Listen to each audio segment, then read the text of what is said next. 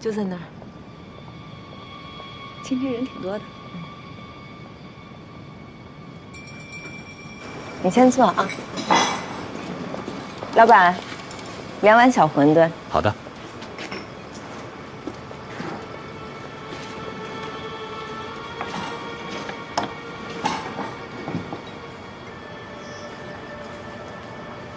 有什么不对吗？啊，我最近啊老觉得有人在盯着我。会不会是马俊才的人啊？难说。谢谢啊。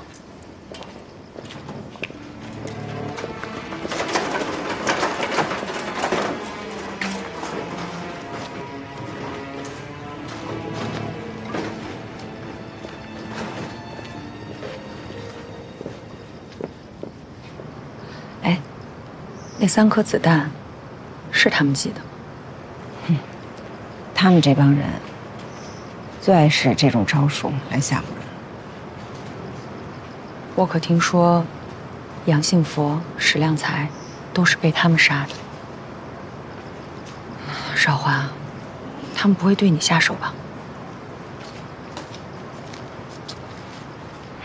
谢谢，谢谢。咱们赶紧吃，吃完赶紧走。这些天你也小心点，别一个人出门了。我去加点香菜。好。老板，我得多来点香菜。哎，好的，自己去。哦，好。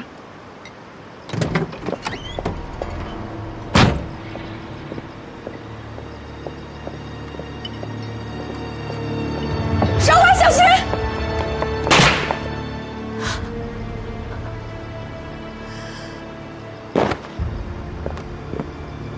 二娘！二娘！二娘！二娘！二娘！二娘！车！快等车！好。二娘，你挺住！我真的有点重，真的，我真的，我马上带你去医院啊！你挺住！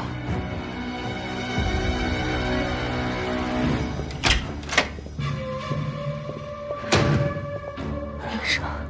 万幸，子弹没有打中要害，放心吧。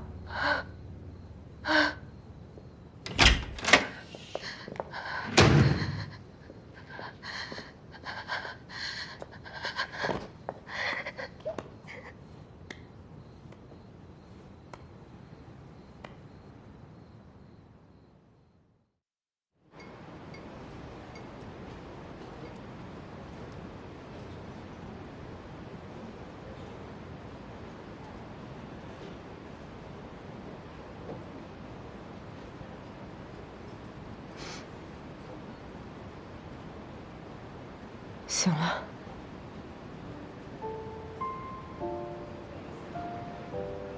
我在哪？医院。医生刚刚给你做了手术，子弹已经取出来了。他们真开枪。还好你没事。不过医生说你失血过多，得好好休养啊。你没事吧？没事。但是你差点。你明明知道他们要杀人了，你为什么要冲过去？为什么不躲？如果换作是你，你也会冲上去的，对不对？我不知道，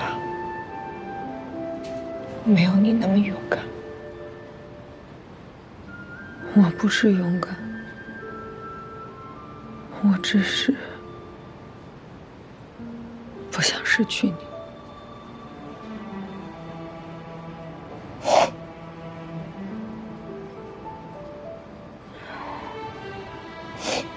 阿牛，谢谢你。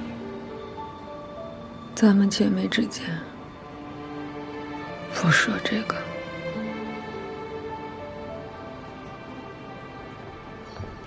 家属可以去取药了。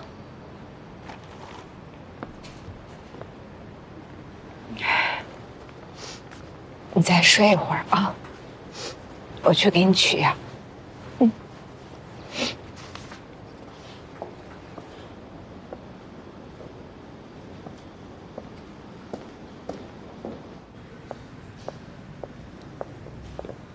小花，我只是让你们吓唬他一下，怎么还真的开枪呢？我也没想到跟他一起那女的那么猛，竟然敢抢我的枪，然后就一不小心走火了。不是你们说，平日里就楚韶华一个人在那儿吗？但偏偏昨晚上就多出来一个女人。我让你们手脚利索点，别给我惹麻烦，结果把事还是给我办成这样。局座，要不我们再干一把？不用了，这把威慑力应该够了。那后面的事儿，巡捕房那边我来打发。你们几个这几天出去避避风头。是。滚！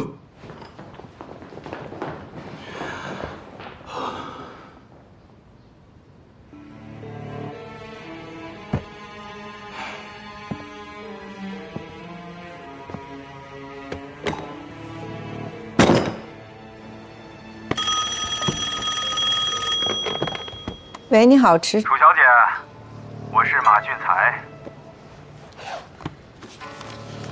马委员，找我有什么事儿吗？听说贵公司的副总经理白小姐遇到了劫匪，还挨了一枪，特地打个电话问候一下。马委员真是消息灵通啊！不会是劫匪给你传递的这个消息吧？我是听巡捕房的人说的。你也知道，我跟巡捕房的关系很好，再大的事，他们也会替我兜着。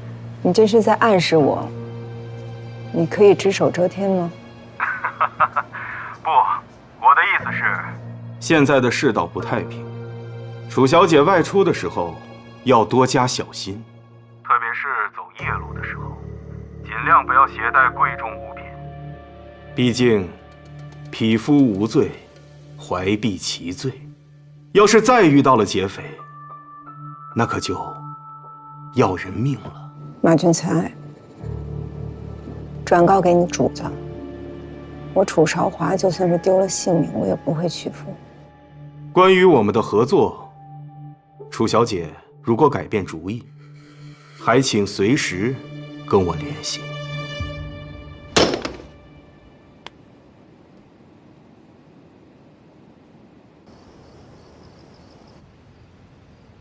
你和白冰心同进同出，我忍了。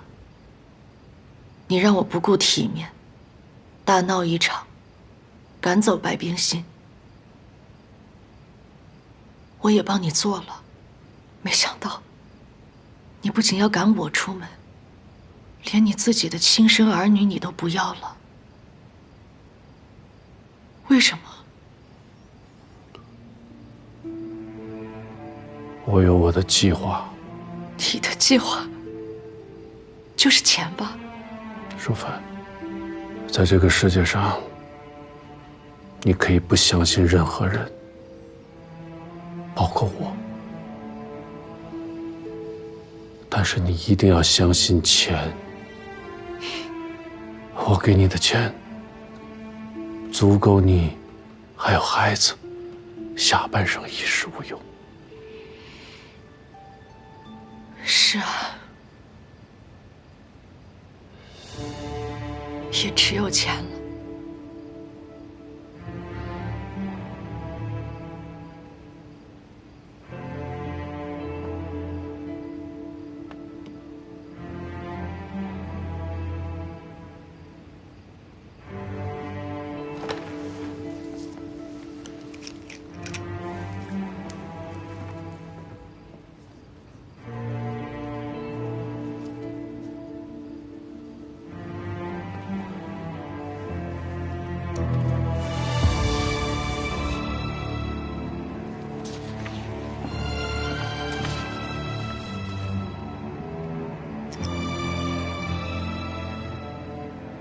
谢谢你的理解。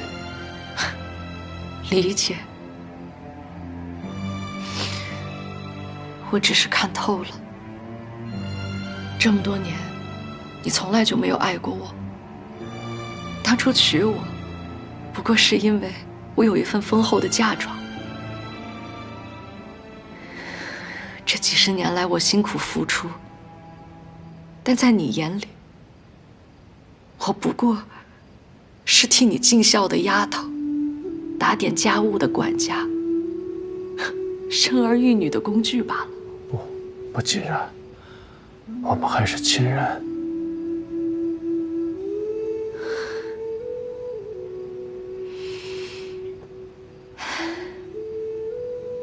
好在这一切都结束了。做了几十年下园屋里的，我现在终于可以做回我徐淑芬了。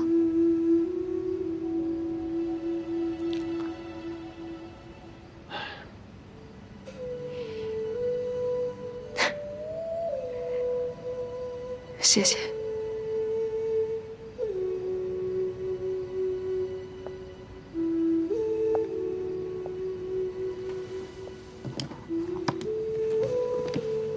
淑芬，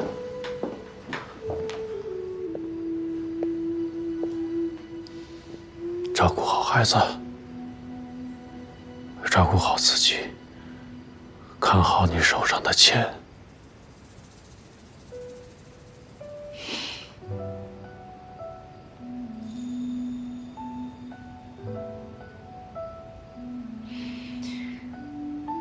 你自求多福吧。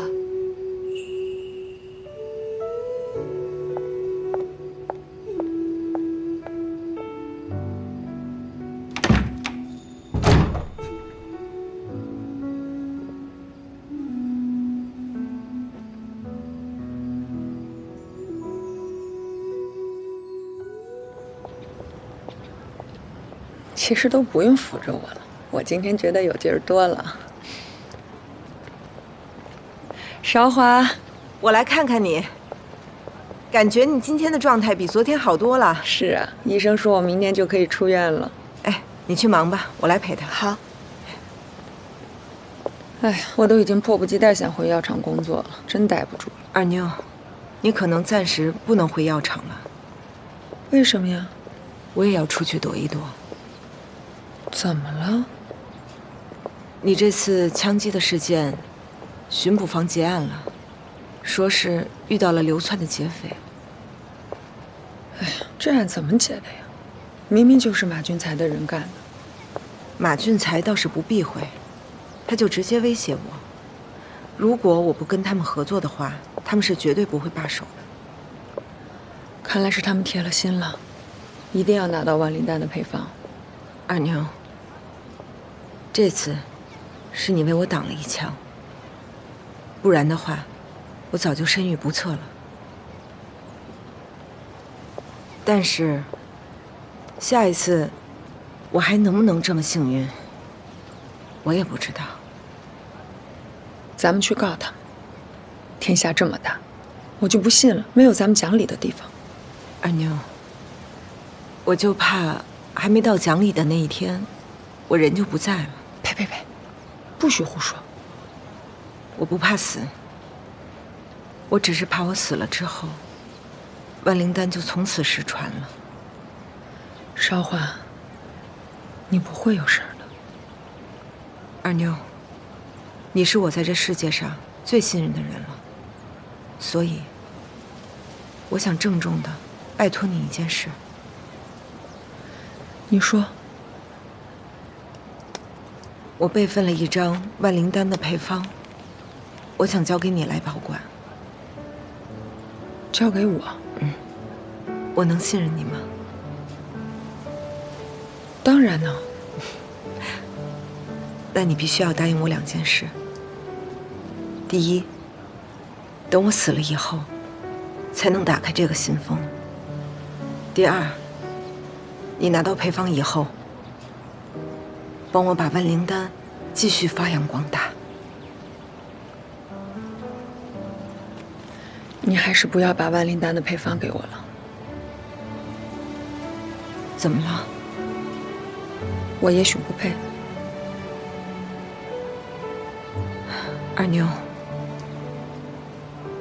你在我心里是最适合的人选。咱俩从小一起长到大，一起经历了那么多的风雨，咱俩之间的感情，不只是交心的，更是过命。所以，万灵丹交给你，我更放心。你确定？我确定。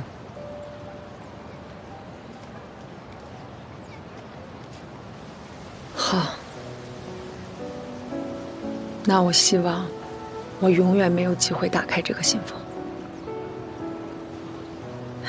这样就好了。以后不论我遭遇什么，我都能安心了。韶华，你吉人自有天相，你不会有事儿的。对了，池春堂那边还有事儿，我得赶紧回去。好，你去忙。明天见啊。明天见。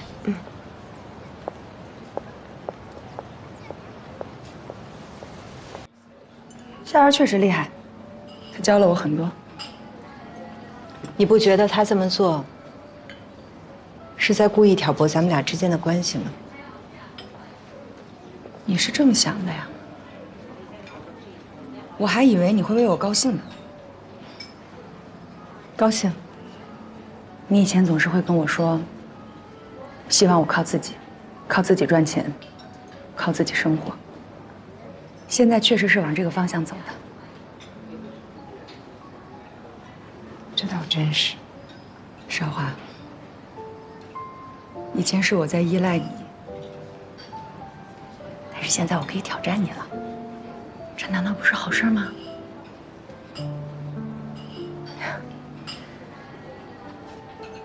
二宁，对不起啊，是我狭隘了。虽然你这么做，我确实是很难受，但是看到现在这样的你，我也是真的为你开心。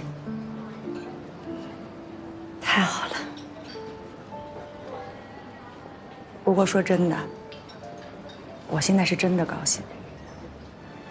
以前我挺不理解的，你们为什么一谈到生意，就会有两眼放光的样子？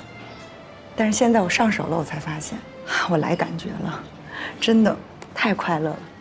那种感觉啊，是什么都不能替代的。说得对。另外，我给提醒你，我之前呢是轻敌了，所以才被你打得措手不及。但从今天开始，我可要大开杀戒了。放手来吧。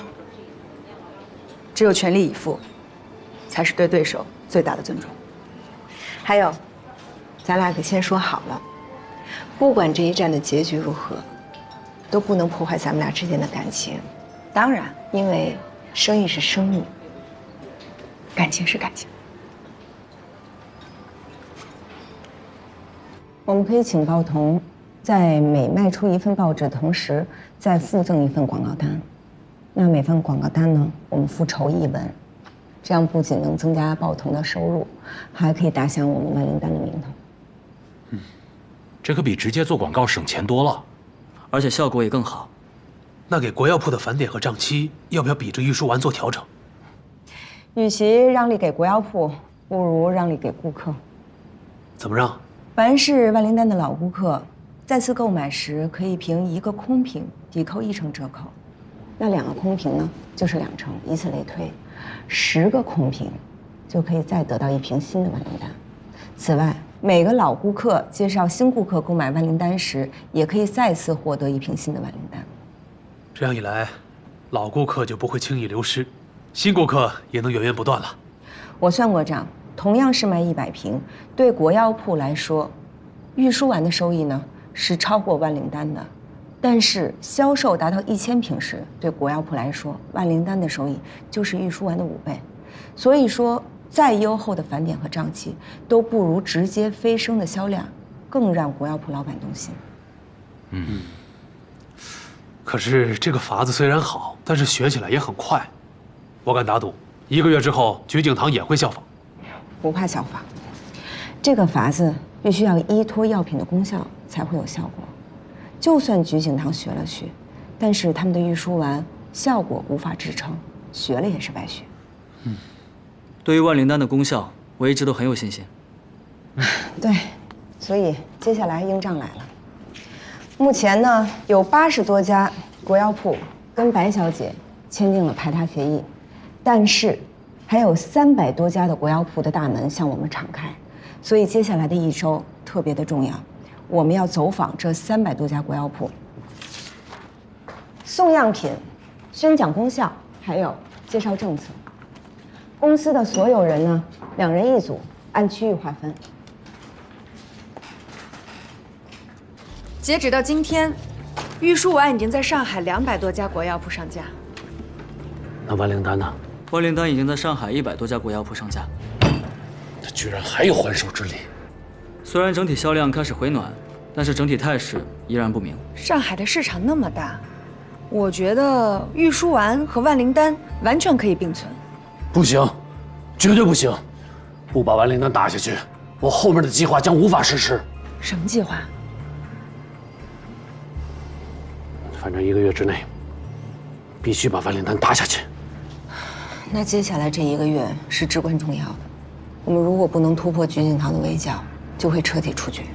对，有1个人，你只要把他拿下，对付楚少华将事半功倍。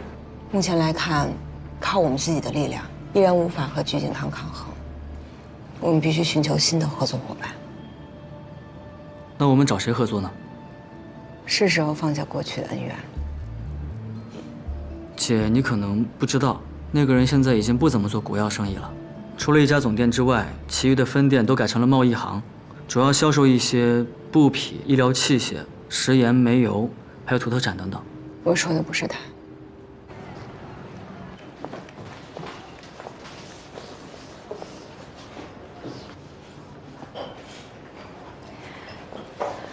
看来咱们俩想到一块儿去了。咱俩可先说好了，一会儿不管谁先见到了田大少，可都不能无中生有的诋毁对方啊。田老板愿意见谁，不愿意见谁，还不知道呢。楚小姐、白小姐，田总请你们去他办公室，请。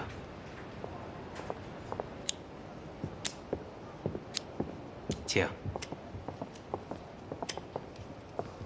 哎呀，让我看看，今天都是谁到我这儿来求我了？田老板，大哥，嘿嘿，别，我受不起。咱们2个身份地位啊，差得太远啊，你不配。哎呀，我这不是跟着童心一起叫的吗？我这个人呐，这辈子最讨厌的有，就当是2个吧。一个是你，一个就是你。你呢，嘿嘿，明明是个野山鸡，你非要攀龙附凤干什么呀？你阴险狡诈，总是在那儿算计我。哎，就凭你们2个，平心而论，要说跟你们合作，门儿都没有啊！哎呀，大哥，咱们干嘛跟钱过不去呢？哎，说得对，我是生意人嘛，生意人不和钱过不去，对吧？所以现在我给你们2个一个机会，开始哄我，啊，谁把我哄开心了，我就跟谁合作，哄我吧，来，来。大哥，那你先看看这个，我们的价格、账期、返点，全部都在里面，前所未有的优厚。你看，你只要看完了，我保证你开心。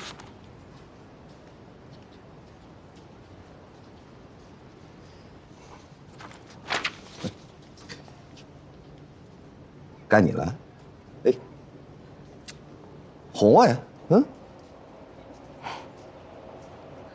我为什么要哄你啊？我一开始来了就跟您说了，我是来帮你的。田老板，我能够让你们田氏药号收入翻番，也能让你找到田氏药号曾经的荣光。不过不好意思，我们万灵丹呢，没有返点，也不降价，也没有什么账期。我们唯一能够保证的，就是合作共赢。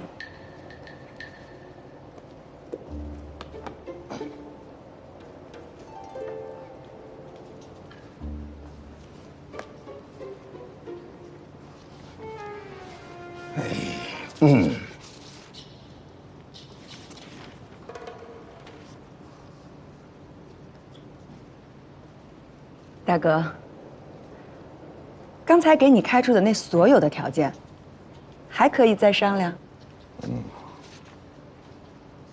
哎呀，人家楚小姐可是让渡了万灵丹的权益给我的。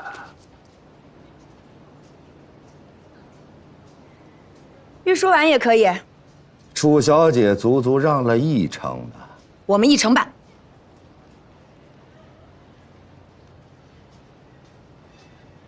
1成半呢？田老板，我看你不是想做生意，你只是想看我跟白小姐怎么互相厮杀。你说对了。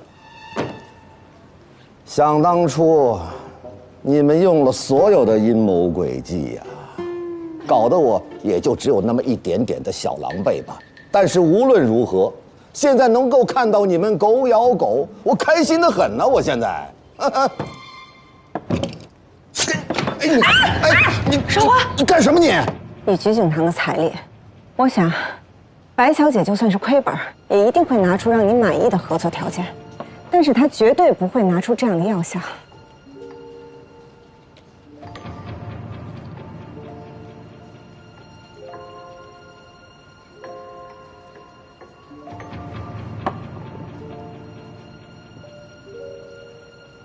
你没事吧？没事。天下还真有这样的药。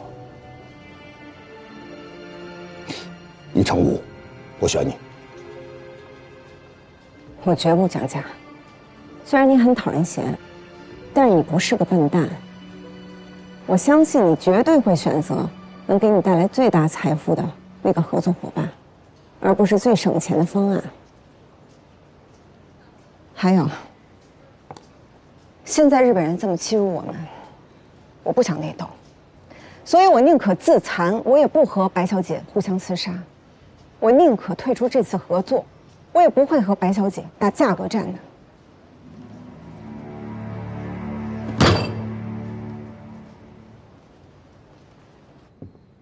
田大少不仅答应了楚韶华所有的条件，还额外注资成为了韶华制药的股东。是。楚韶华这回算是在上海站稳脚跟了。对不起啊，我没能完成你交给我的任务。说说吧，这次输在哪儿？进门的时候，我把自己的姿态摆得太低了，虽然让田大少出了气，但也让他看清了我。你有没有想过，田大少的生气，也许是种谈判技巧？你的意思是，我把谈判的重点弄错了？而楚韶华选对了方向。我觉得我这次输了，最关键的原因，就是玉书丸的效果，真的不如万灵丹。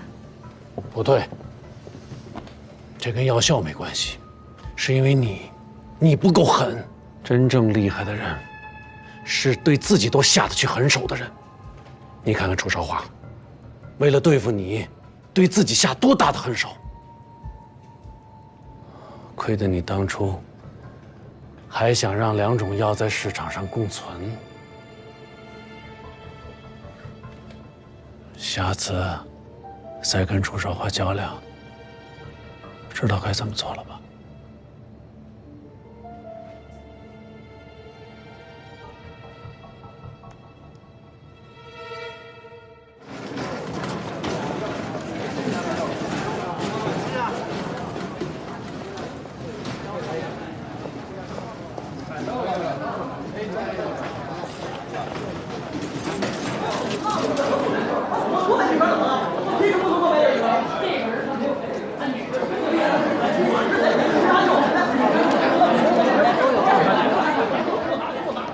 楚小姐，哎，刚才田氏药号打电话过来，说他们又断货了。让小童跟药厂联系。哎，好。楚小姐，楚小姐，新招的人您什么时候面试啊？周3吧。好的。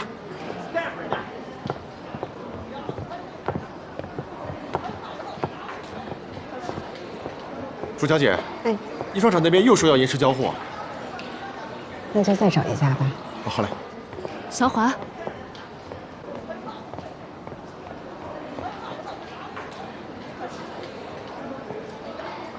沈部长，沈部长，其实啊，您不用排队的，您来了跟店里人说一声就行。我是故意不让你店里的人知道我是谁，就是想来看看你们真实的销售情况。让您见笑了，是让我大长见识了。没想到一款国药竟能火成这个样子。那沈部长，您今天不会是来买药的吧？我今天来呢，是以永兴百货副司理的身份，来跟你谈合作的。合作？对，把你的万灵丹拿到永兴百货来卖吧。可是，永兴百货不是只销售进口产品吗？以前的确是，可是你的万灵丹啊，实在太火了，搞得我们类似的进口药根本就卖不出去。为了保住营业额，我决定啊，在我们永兴百货设立一个国药柜台，而万灵丹就是国药柜台的主打产品。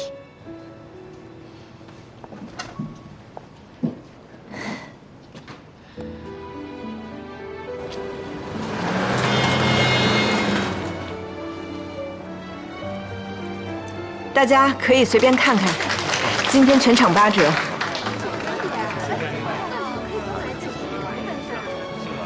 沈部长，沈司理啊，有记者要采访你啊，那我先过去一下啊，您先忙。来，你们这儿的万灵丹和陈春堂的是一样的吗？您放心，都是同一家的。而且您看我们这包装都是韶华制药厂出的。为什么你们这儿便宜这么多呢？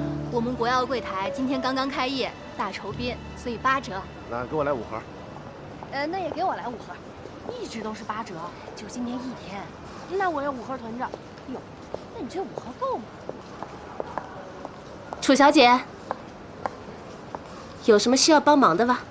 李香颖，哎，你现在都升楼层部长啦？那我以为我会嫁给哪个豪门当少奶奶，是不是？没想到我会跟着沈司理一直做择业女性吧？你的确让我刮目相看。我还结婚了呢，是2个女儿的妈妈。恭喜你啊！不过，你家里让你出来工作？我嫁给我先生的条件之一啊，就是婚后要工作。但是，又要工作，又要照顾家里，很累吧？有一点辛苦，但是呢，一旦享受过独立的味道啊，就再也无法忍受金丝雀的憋气了。李香颖，你真的很厉害，你又要兼顾家庭，做好妻子，又要照顾好孩子，做个好妈妈，还把事业做得这么好，真不容易。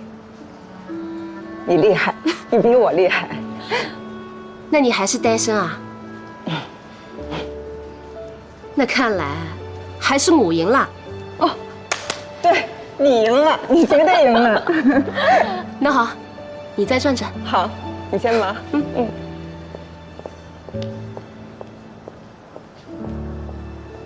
看什么呢？韶华最终还是实现了他的梦想。他只是运气好而已。如果有一天，我要能像他这么风光就好了。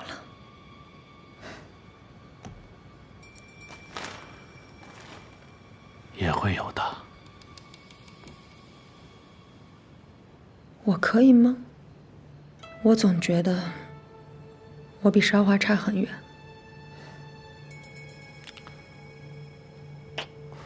相信我，论天资、悟性，你一点都不比楚少华差。真的吗？他只不过比你多一张药方。如果万灵丹在你手上，你一定比他做得更棒。我真的可以吗？相信我。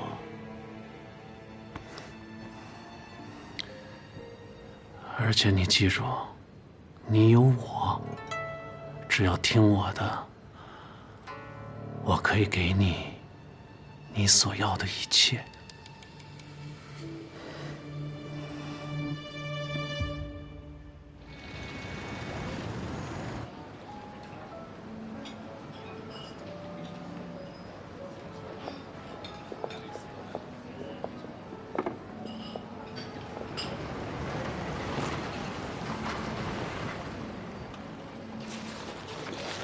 好久不见，顾小姐。我全力支持。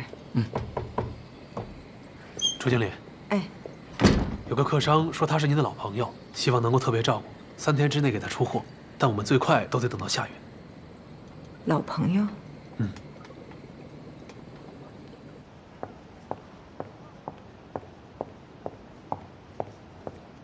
你好。你好，楚小姐。我姓顾，是润华商行的职员。顾小姐，你好。我们之前见过，所以也算是老朋友了。是，老朋友。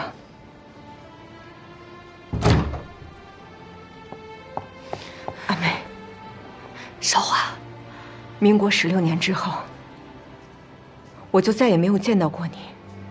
我还以为你因为同志救援及时，我侥幸躲过了屠杀。那这些年你都去哪儿了？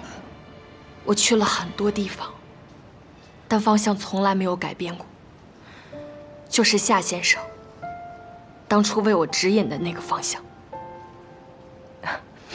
来，坐。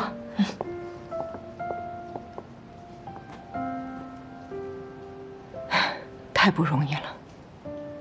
死了这么多的人，你们还依旧坚持着。夏先生教过我一句成语：矢志不渝。夏先生不会白白牺牲的，他为之奋斗的那个新中国，也一定会实现的。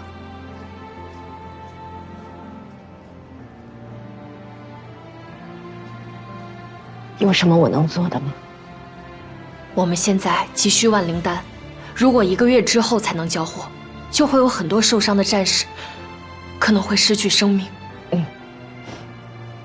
没问题，3天之内肯定出货。谢谢。以后如果你们需要万灵丹的话，就随时跟我说，我分文不取。不行，我们商行有规定，必须公平买卖。你只要在交货时间上特别照顾我们就行。好吧。这批万灵丹，请发往这个地址。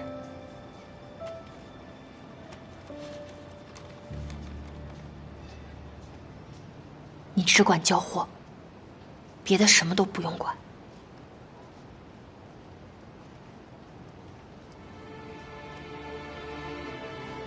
明白。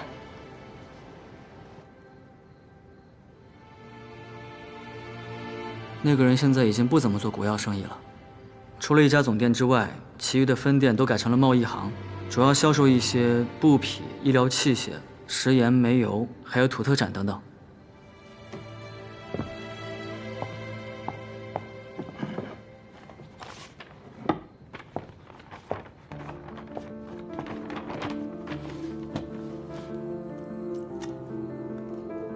他自从跟你分开了以后啊，可干了好多奇怪的事儿呢。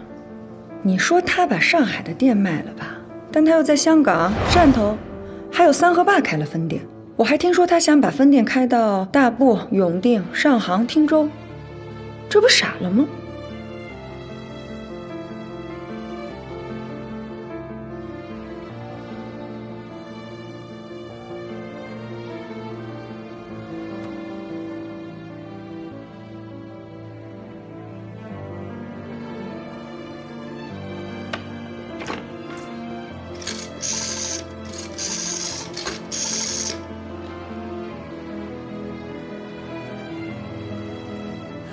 我找文之秋，他人现在在哪儿？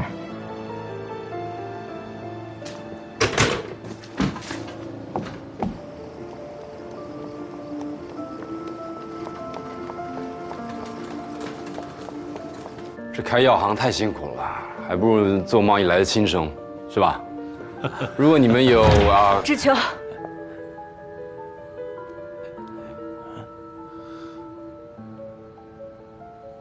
她是我前任未婚妻楚韶华小姐。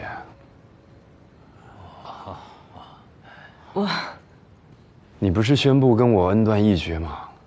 这么突然，有事过不去？没有。那是想我？我可。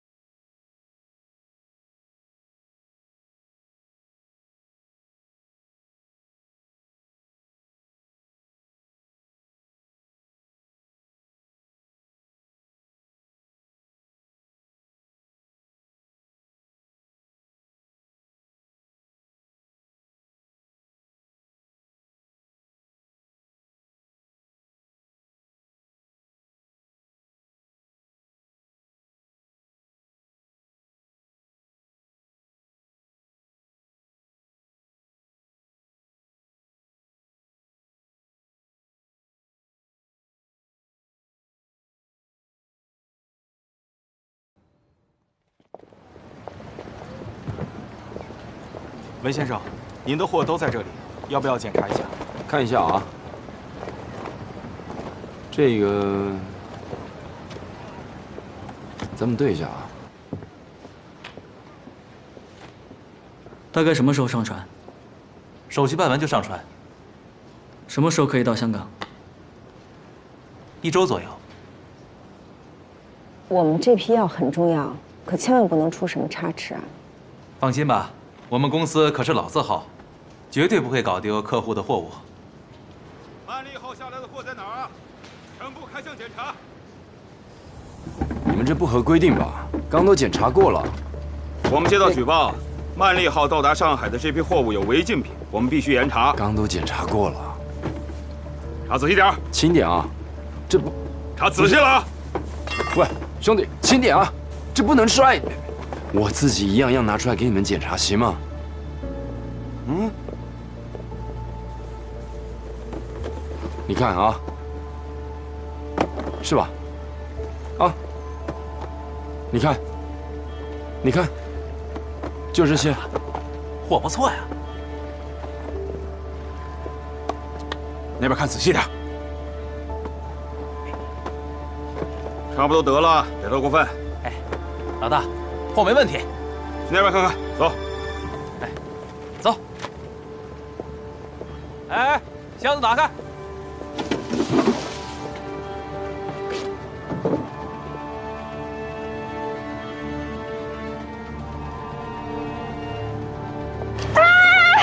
你这卑鄙无耻下流的东西！今天让我在这见到你了。谁？你说谁啊？你这疯女人！你骗了我的身子，还骗我的钱！我今天要跟你对！他说他是变坟厂的小开，其实他就是个小瘪三。他还说他是个单身，其实他下有老婆，上有老婆。那你这疯女人！我是什么东西？我是什么东西？你是什么东西啊？我是什么东西？你不管了啊！住手！我是什么东西？你说。再说我开枪了！不至于啊！长官，你可不知道，他就是一个负心汉。我们执行公务呢，没空管你那破事儿，滚！我再不走我开枪啊！对不起。你根本就不知道我被他害得有多惨。我今天就算是死，我也要杀了他！我要杀了他！走去！不是，我们那一晚是你情我愿。别管！慢走啊！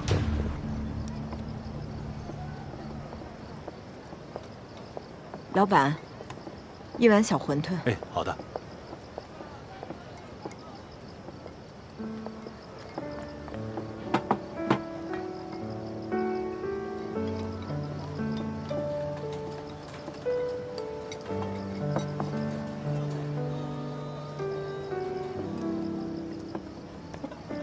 老板，放这啊。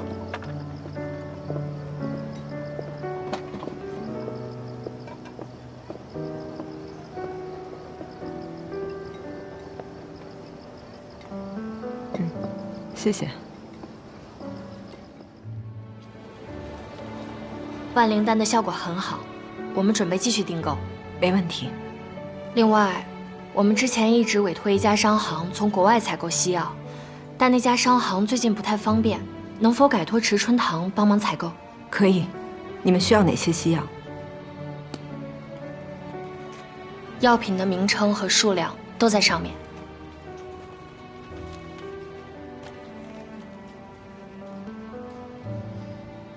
西药到上海之后，请改一下包装，让人觉得是寻常的中成药就行。明白。那我就先告辞了。好，你慢走。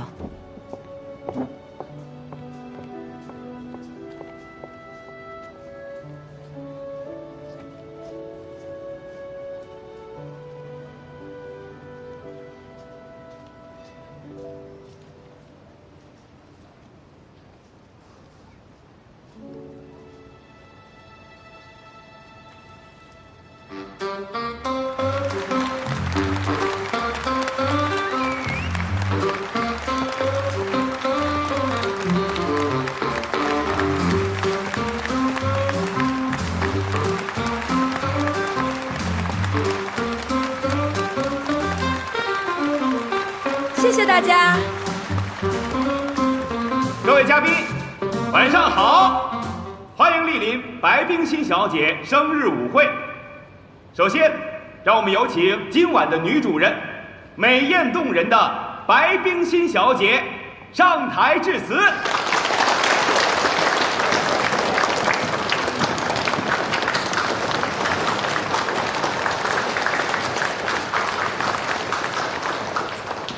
非常感谢大家。他这身行头怎么得10万大洋？是，还不都是夏元出的钱？也谢谢大家对我的祝福。夏元夫人还真是贤惠，这么多年愣是一声没吭。祝在场的各位女士越来越美丽，男士都能发大财。此时此刻，我们都很好奇，舞会马上开始。那么，白小姐的第1支舞将与谁共舞呢？为了表达感恩之心，我要拍卖第1支舞，拍卖所得全部捐给慈善机构。白小姐真是人美心善呐！那么，白冰心小姐生日舞会的第1支舞拍卖正式开始，起拍价50大洋，我出100大洋，200大洋， 200大洋，第1次300大洋，我出400大洋，500大洋。谭先生出价出到了500大洋，500大洋跳支舞，500大洋第一次，500大洋不是第二次，是被他迷住了。500大洋，1000大洋。现在夏先生出价1000大洋，还有人愿意加价的吗？1000大洋，第一次；1000大洋，第二次；1000大洋，第三。3000大洋，3000。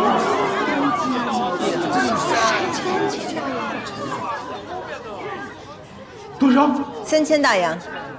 3000大洋，第一次；3000大洋，第二次；3000大洋，第三次。我宣布，白冰心小姐今晚的第1支舞属于这位小姐。这位小姐，请你给大家说2句。那我就简单的说一句，这3000大洋，我希望全部捐献给市立传染病医院，用于修建之前被日本人炸毁的传染病病房。谢谢。感谢这位小姐，也感谢白冰心小姐。你今天穿的好漂亮。为了穿下这衣服，我3天都没吃饭。光照社会，那今天真的是你生日？怎么可能？我这个人啊，连出生都不配，我哪知道自己是哪天生的？接下来，我宣布，那今天白冰心小姐慈善舞会，就想听大家跟我说一句现在生日快乐。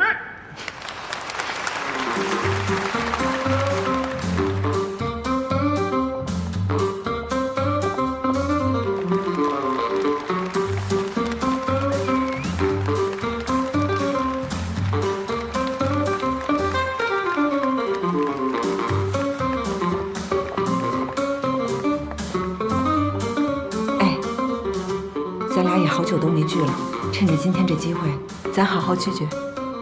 好，走。去哪儿？我带你去吃好吃的。不跳舞了？这舞有什么好跳的？但是这儿还有好多人呢。再多人，你能换来一句真心的生日快乐吗？走吧。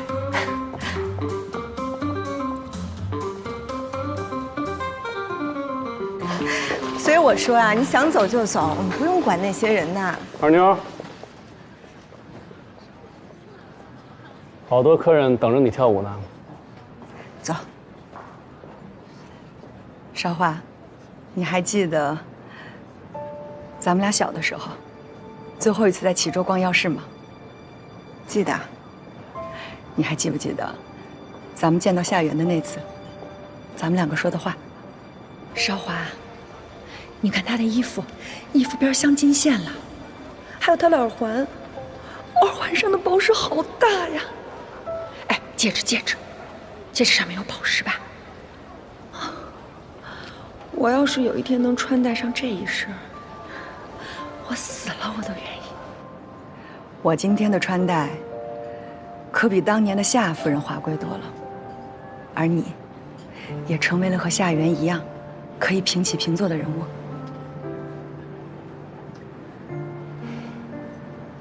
这么说来，咱们俩也都算实现了儿时的梦想了。你满足吗？当然不，我也一样。你还想要什么？难道你想做夏夫人？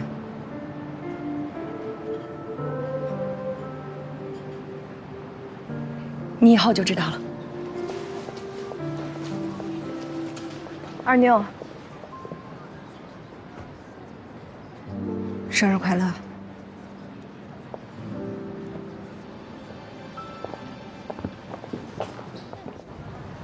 曲小姐，请留步。我今天是专程为你来的。不好意思，我还有事。楚小姐，我今天是真的专程为你来的。你有什么事儿吗？楚小姐，你有没有考虑过，把万灵丹以及万灵丹代表的汉方药卖到世界去呢？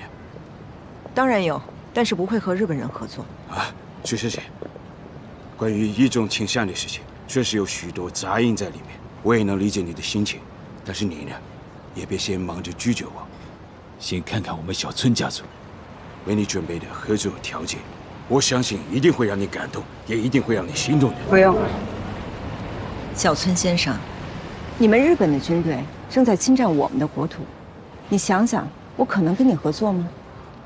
楚小姐，和我们合作可不是仅仅为了出路，那也是生路。你这是在威胁我吗？我只是在提醒你，你们中国人呢，勇于死斗，怯于攻战。只要我们日本集中优势兵力，3个月以内一定会击垮中国军队。作为一个生意人，楚小姐，你应该提前预判，并且为将来布局吧。小村先生，如果中日双方必有一战，那最后的胜利只能属于中国，这就是我的预判。还有，你的领带歪了。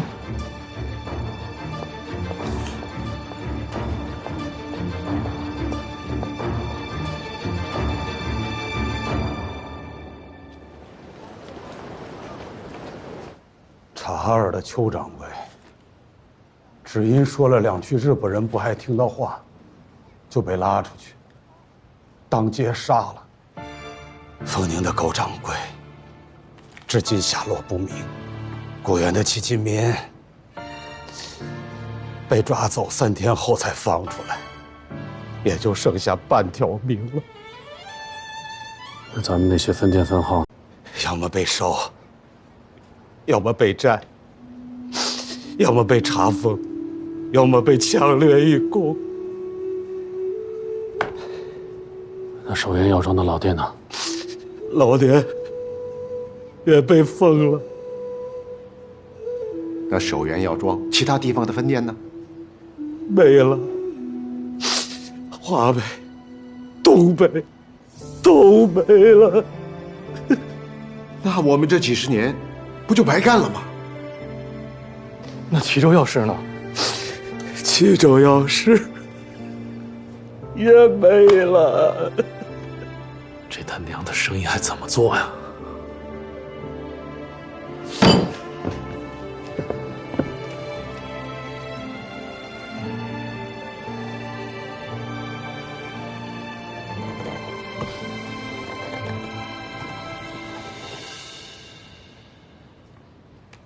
马委员，大驾光临，是为何事啊？我今日代表国民政府前来与楚小姐共商大业。愿闻其详。楚小姐自办韶华制药厂以来，成绩斐然，方方面面的创新与委员长提出的国民经济之建设运动的宗旨不谋而合。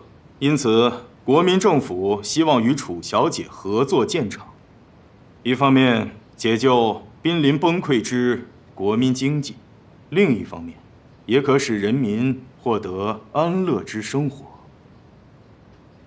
那你们想怎么个合作法呢？建厂所有费用及一切工作琐事，皆由国民政府承担。楚小姐只需带着万灵丹的配方入股即可。那请问楚小姐占股几成？1成。1成，正是。那万灵丹的配方归谁所有？既然是合作建厂，那配方归国民政府和楚小姐共同所有。马委员，依照国际惯例，像万灵丹这样的产品，如果楚小姐要技术入股，至少要占股50%。此外，我们独有的机械提纯萃取技术和先进的生产、销售、管理模式，至少也要占股2成。本人也曾留学美国，知道程副总所言不虚。然而现在国情世事实在特殊，所以无法按照国际惯例实行。怎么特殊呢？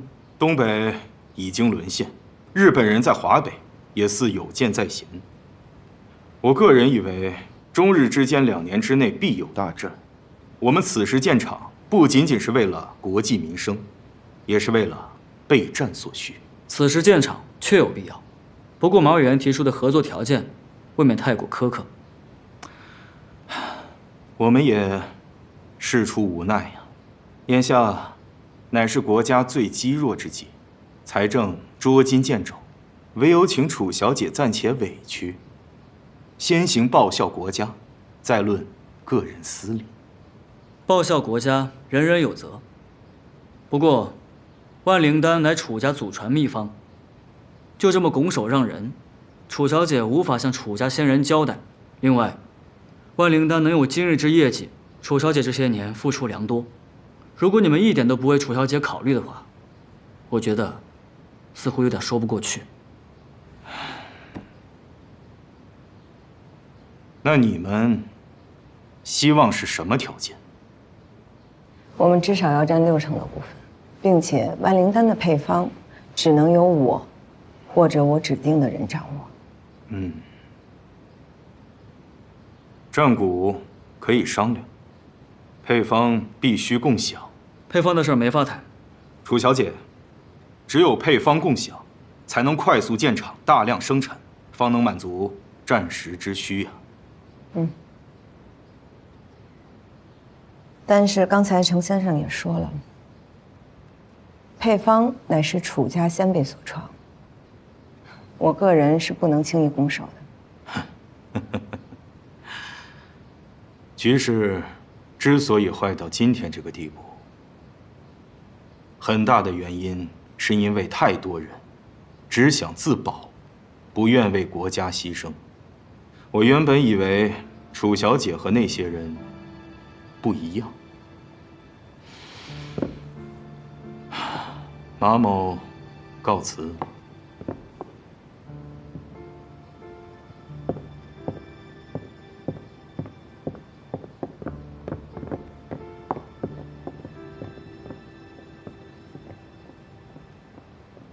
如果国家都没了，我们还捏着配方有什么用？可他们这根本就不是谈合作，而是抢劫。条件可以再谈，但是抗日却刻不容缓。姐，报国的方式有很多，不用把自己的身家都交出去。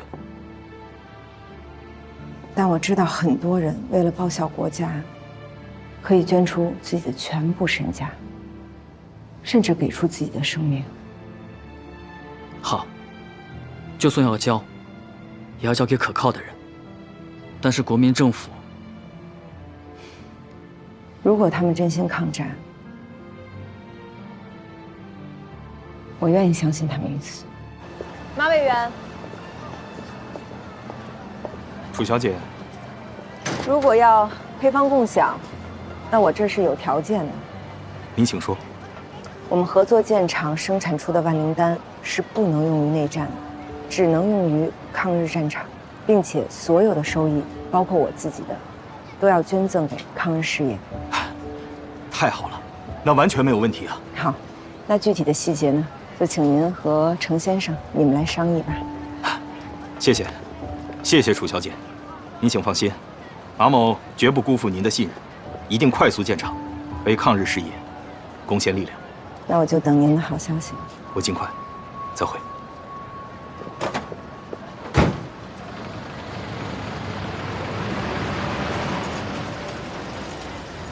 姐，你损失是不是太大了？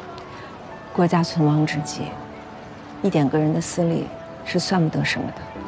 但是你怎么跟楚家的先辈交代啊？我相信，他们一定会支持我。回去吧。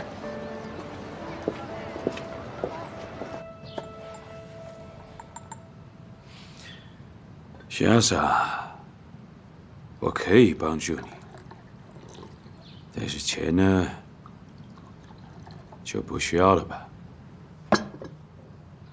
哦，好，那说说你的条件。我只是想和你成为真正的朋友。小崔先生，咱们认识20多年了，难道还不算真正的朋友？我们之前的感情，应该算是利益往来，互惠互利吧。我说的那种真正的朋友，是你中有我，我中有你的朋友，一荣俱荣，一损俱损的朋友，明白吗？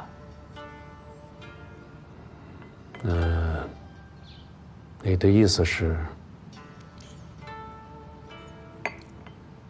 我可以让日本陆军把你在东北、华北所有的分店分号都还给你，并且帮你恢复销售和运输的渠道，但前提是这些分店分号的股份我们要占30%。放心吧，不会亏待你的。这30%的股份，我们小村家族按市价收购。姿势体大，小村先生，还容我好好想想。另外呢，我还有一个小小的要求，夏桑，请说。还记得我们那次见面吗？我希望你能给我几个汉方，被你一口拒绝了。这次，我希望你能满足我当年的念想。几个汉方？一个就好。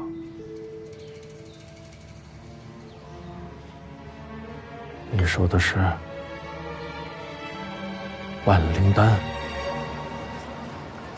哎呀，绝不能答应啊！这是唯一能救守元药庄的法子。就算舍了咱守元药庄，也不能让日本人得逞啊！这是什么话呀？守元药庄要是没了，咱们大半个身家就都没了。守元药庄要是没了，那菊景堂也难以维系，那可就不是大半个身家了，那是全部身家。那就更不能坐以待毙了。古人尚能做到，见利不亏其义，见死不更其手。我们岂能连古人都不如啊！喝点水。